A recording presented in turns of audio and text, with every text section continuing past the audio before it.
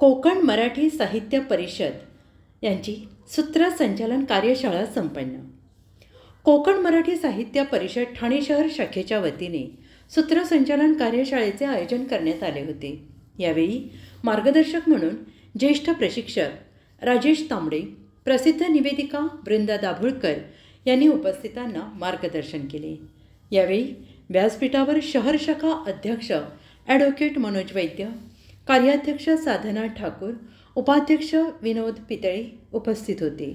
यावेळी शहर शाखेच्या समृद्ध मराठी या अनियतकालिकाच्या पर्यावरण विशेषांकाचे प्रकाशन मान्यवरांच्या हस्ते करण्यात आले। कार्यशाळेची सुरुवात करताना ॲडव्होकेट वैद्य यांनी सांगितले, कोकण मराठी साहित्य परिषदेच्या माध्यमातून मराठी भाषेसाठी आम्ही वेगवेगळे कार्यक्रम करत असतो।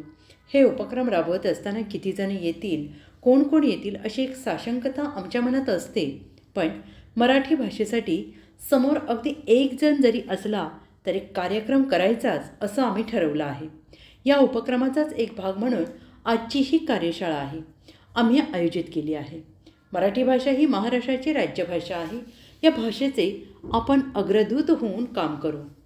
महाराष्ट्रात इतर भाषांचा द्वेष नको, पण मराठी भाषेसाठी आग्रही राहिलो तरच मराठी भाषा महाराष्ट्रात जिवंत राहील, असे ॲडव्होकेट मनोज वैद्य यांनी आपल्या प्रास्ताविकात सांगितलं आहे।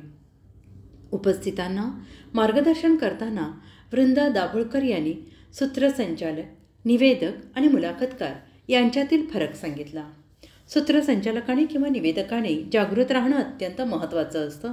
ही एक खूप जबाबदारीचं काम असून एखाद्या सराई चित्रकारासारखं ते काम झालं पाहिजे। कार्यक्रमाच्या सुरुवातीपासून शेवटापर्यंत तो एका सूत्रात बांधण्याचं काम निवेदकानं केलं पाहिजे। कार्यक्रम कुठलाही आहे त्याप्रमाणे सूत्रसंचालन किंवा निवेदन केलं पाहिजे, असं मत वृंदा दाभोळकर यांनी व्यक्त केलं आहे। या कार्यक्रमाचे मार्गदर्शक राजेश तांबडे यांनी आवाजाचे महत्त्व सांगितले। आवाज निर्माण कसा होतो, आवाजावर नियंत्रण कसं मिळवावं याविषयी मार्गदर्शन केलं आहे। यावेळी त्यांनी अनेक उदाहरणे देत उपस्थितांना प्रात्यक्षिक करायची संधी दिली।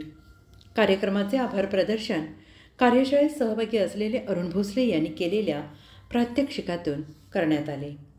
कार्यक्रम यशस्वी होण्यासाठी सहकार्यवाह पंकज पाडाळे, गणेश गावखडकर, राजश्री डोईफोडे यांच्यासह संपूर्ण कार्यकारिणीने विशेष मेहनत घेतली।